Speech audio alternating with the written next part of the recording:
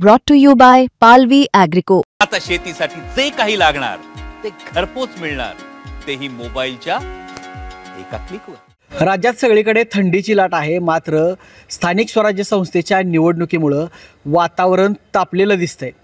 आपण अकलूज जी नगरपालिका आहे त्या नगरपालिकेची ही पहिलीच निवडणूक आहे आणि या निवडणुकीमध्ये मोहिते पाटील आणि भारतीय जनता पार्टी असा सामना रंगलेला होता, याची जोरदार चर्चा होती। मात्र आज डॉक्टर धवलसिंह मोहिते पाटील की जे कैलासवासी प्रतापसिंह मोहिते पाटील यांचे पुत्र आहेत, त्यांनी अजित पवार यांच्या राष्ट्रवादीमध्ये प्रवेश केला। त्यांच्या पत्नी उर्वशराजे मोहिते पाटील आणि आई पद्मजादेवी मोहिते पाटील यांनी अजित पवार यांच्या राष्ट्रवादीमध्ये प्रवेश केला आणि 26च्या 26 जागा या अकलूजमधून लढवण्याचा निर्णय घेतला।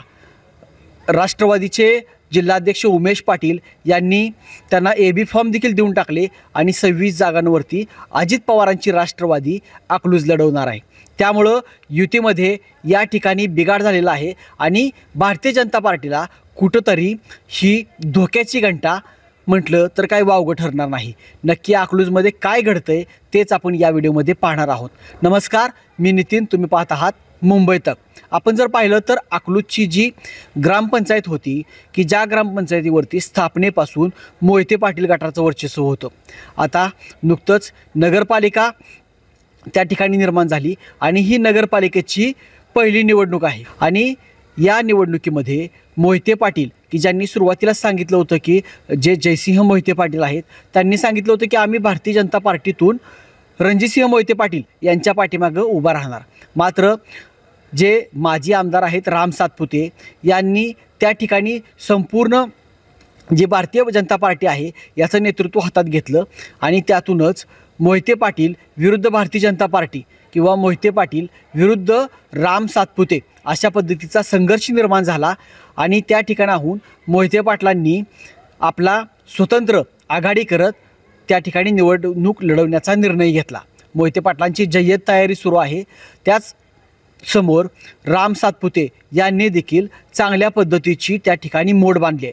मात्र आपण जर पाहिलं तर मोहिते पाटलांचं हे होम ग्राउंड आहे, होम पिच आहे आणि अकलूजची ही निवडणूक आहे।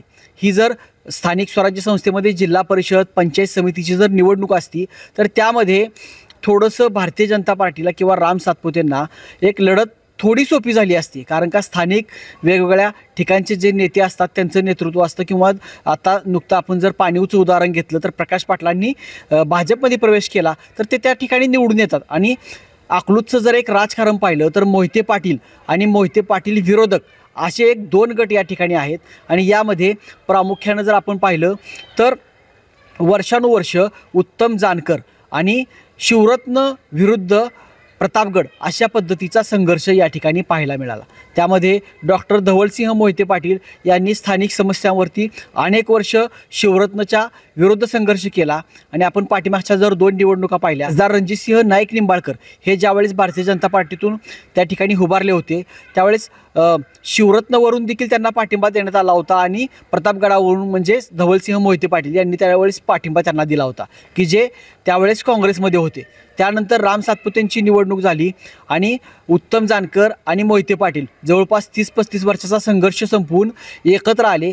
त्यावेळेस देखील राम सातपुतेंना धवलसिंह मोहिते पाटील यांनी ताकद दिली आणि आपण जर पाहिलं तर यावेळेस आपण धवलसिंह मोहिते पाटलांशी चर्चा केली की तुम्ही भारतीय जनता पार्टीमध्ये अलायन्स जर केला असता तर दोघांच्या मिळून जास्त जागा आल्या असत्या, मात्र तुम्ही 26च्या 26 जागा राष्ट्रवादीमधून लढवताय। तर यावेळेस त्यांनी उत्तर दिलं की गेले अनेक वर्ष झालं आम्ही शिवरत्नशी संघर्ष करतोय, ही निवडणूक सर्वसामान्य कार्यकर्त्यांची आहे आणि ज्यावेळेस कार्यकर्त्यांची निवडणूक असती त्यावेळेस त्यांच्या पाठीमागं उभा राहणं मला क्रमप्राप्त आहे की जे कार्यकर्ते माझ्यासाठी उभा राहतात त्यांना मी ह्यावेळेस बळ दिलं आहे आणि अजितदादांनी शब्द दिलेला आहे आणि ताकद ही चांगल्या पद्धतीने दिली आहे, त्यामुळे आम्ही 26च्या 26 जागा या ठिकाणी लढवतोय। खरं तर हीच गोष्ट भारतीय जनता पार्टीला धोक्याची ठरणार आहे।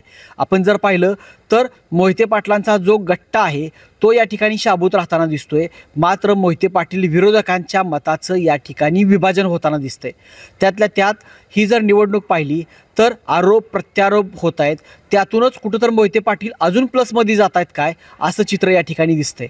आपण जर पाहिलं तर पाणीवला ज्यावेळेस प्रकाश पाटलांचा प्रवेश झाला त्यावेळेस माजी खासदार रणजितसिंह नाईक निंबाळकर असतील, पालकमंत्री जयकुमार गोरे असतील, त्याचबरोबर माजी आमदार राम सातपुते यांची जी भाषणं झाली त्यामध्ये त्यांनी मोहिते पाटलांवरती टीका केली किंवा जे नेतृत्व आहे हे बदललं पाहिजे अशा पद्धतीच्या त्या ठिकाणी भावना व्यक्त केली. आपण जर पाहिलं तर पाठीमागच्या निवडणुकीमध्ये धैर्यशील मोहिते पाटील यांनी अशाच पद्धतीचा जो संघर्ष आहे की जो आत्ता निर्माण झाला आहे की त्यावेळेस देखील ते भारतीय जनता पार्टीमध्ये होते, त्यांच्या अस्तित्वाची लढाई निर्माण झाली होती, त्यांना उमेदवारी दिली नव्हती, त्यावेळेस त्यांनी बंडखोरी केली आणि शरद पवारांच्या गटात गेले.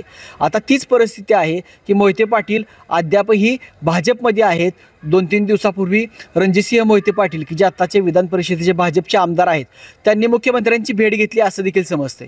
त्यामुळं मोहिते पाटील भाजपमध्ये आहेत. वेळोवेळी वेगवेगळ्या कार्यक्रमामध्ये मोहिते पाटील दिसतात. मुख्यमंत्री असतील, राज्यातील भाजपचे नेते आहेत त्यांच्यासोबत दिसतात.